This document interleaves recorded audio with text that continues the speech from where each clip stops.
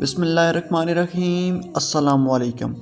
ایک آدمی نے حضرت ابی بن کعب رضی اللہ تعالیٰ عنہ کی خدمت میں عرض کیا، اے ابو المنذر، آپ مجھے کچھ وصیت فرما دیں۔ فرمایا، لا یعنی والے کاموں میں ہرگز نہ لگو، یعنی فضول کاموں سے بچو، اور دشمن سے کنارہ کش رہو، اور دوست کے ساتھ چوکنے ہو کر چلو، دوستی میں تم سے غلط کام نہ کروا لے۔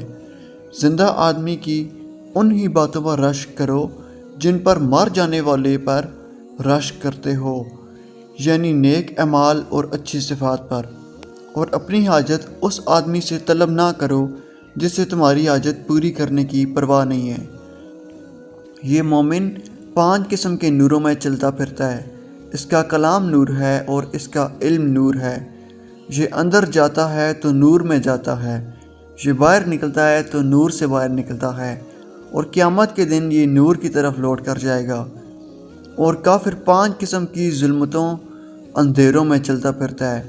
اس کا کلام ظلمت ہے، اس کا عمل ظلمت ہے، اندر جاتا ہے تو ظلمت میں اور باہر آتا ہے تو ظلمت سے، اور قیامت کے دن یہ بے شمار ظلمتوں کی طرف لوٹ کر جائے گا۔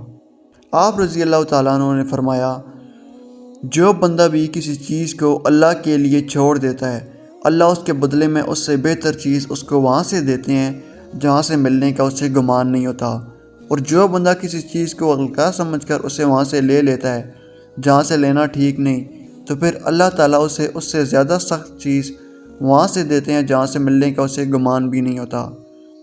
حضرت ابی بن کعب رضی اللہ تعالیٰ عنہ نے فرمایا، مومن 4 حالتوں کے درمیان رہتا ہے۔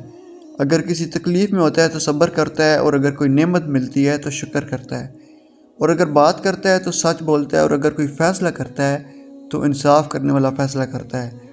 اور ایسے مومن کے بارے میں ہی اللہ تعالیٰ نے فرمایا، نور علی نور۔ اللہ حافظ۔